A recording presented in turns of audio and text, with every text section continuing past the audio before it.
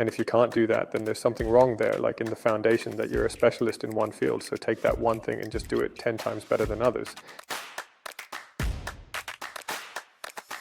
You have said that during an economic downturn, companies need to review their finances, growth, talent recruitment, and product focus, and be ready for forced innovation. So, what would you recommend to today's entrepreneurs who might be going through a more difficult period, and what should they focus on? There are so many different companies. Everyone has their own worlds and their own problems, so it's really hard to give one universal answer. I think, based on my own experience and how we think, that when you're in a difficult situation, we try to consider what is that one thing you can do really well.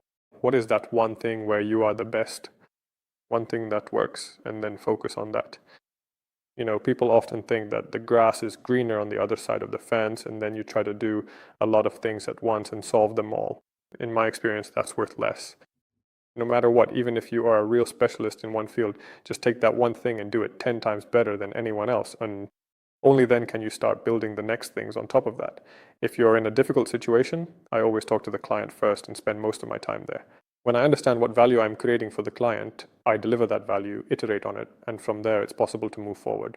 Mm-hmm. What would you say to an entrepreneur, let's say, in a situation where the economic environment is a bit challenging right now, right? Taxes are going up here, and it seems like Estonia is a really bad place to do business. You've been to different countries and seen various business landscapes. So how do you assess Estonia's position for doing business? In my opinion, it's still very good, right? Yeah, if you look at the world as a whole, Estonia is definitely up there or in a better position. In some places it might be better, in some worse, or I don't know, in the end, whether there's really a big difference or not. There are so many business opportunities all over the world and so many ways to do business that I think you should primarily focus on what you can create and how you can do it. Create it rather than on whether, well, I don't know, whether the tax is a couple of percent higher or lower here or there. Like, does it actually make a difference or not for your specific business? So if we compare Estonia to England, then on one hand, maybe the taxes in England are much higher. But on the other hand, there are certain programs that make, for example, the taxation of options or the taxation of innovation radically better than it is in Estonia, you know. In the end, business is done in both countries, right? And it's possible to do very successful things there. As you know, most entrepreneurs today are micro enterprises, right? You may already be playing in a slightly different league today, but what would you say to those smaller companies and entrepreneurs who are perhaps trapped in their small business 24/7 and feel like there's no way out? Yes, well, in the startup world, it's like this. If you look at all those who are very successful and shining, and all those who have managed to raise a lot of money, and maybe have also been successful because of that, it all seems easier. On the other hand, it is important to recognize that most people are probably not in that specific financial position, and that includes us, actually. We certainly do not view the investment capital we have received as a resource that we are just going to burn through recklessly simply to achieve rapid growth at any cost.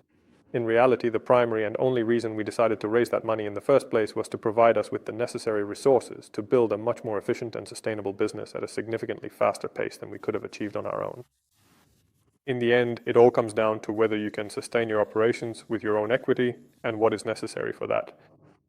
Whether it makes sense or not, are the prices set correctly or not?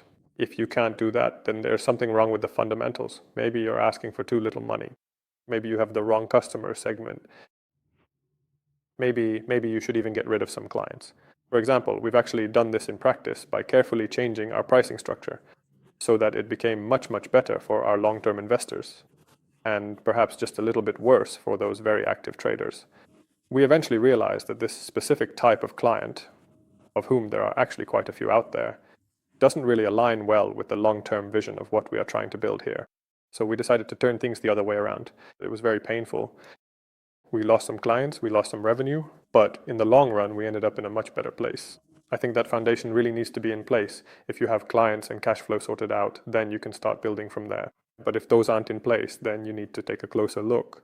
So if someone has a product or service that doesn't generate enough profit to allow them to expand their team, then maybe the issue lies in the business idea, or so to speak, in the execution of the business.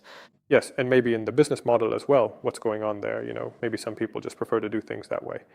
Some people might need to turn things around so they can breathe a little easier, for example.